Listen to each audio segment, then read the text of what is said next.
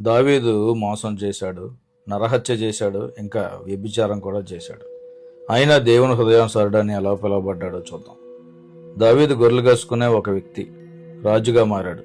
అంతేకాదు, అతడు నా ఇష్టానుసారుడైన మనుష్యుడు అని దేవుడే దావీదు గురించి సాక్ష్యం చెప్తారు. ఈ మాట బైబిల్ గ్రంథంలో ఒకటి కాదు కానీ 2 సార్లు రాయబడి ఉంటుంది. చాలామంది దావీదు బెత్షెబతో తప్పు చేశాడు అని మాట్లాడతారు. అదొక్కటే కాదు, దావీదు ఊరియాను మోసం చేస్తాడు, ఇంకా హత్య కూడా చేయిస్తాడు. దేవుడు ఎప్పుడూ కూడా పర్ఫెక్ట్ మనిషి కోసం చూడరు. ఆయన మాట వినే వారిని పర్ఫెక్ట్గా మారుస్తారు.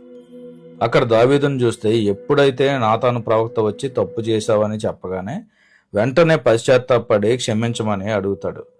దావీదు బాధపడి కన్నీరు కార్చిన విషయాలన్నీ కూడా కీర్తనల గ్రంథం 57వ అధ్యాయం ఇంకా 27వ అధ్యాయాల్లో రాయబడి ఉంటాయి.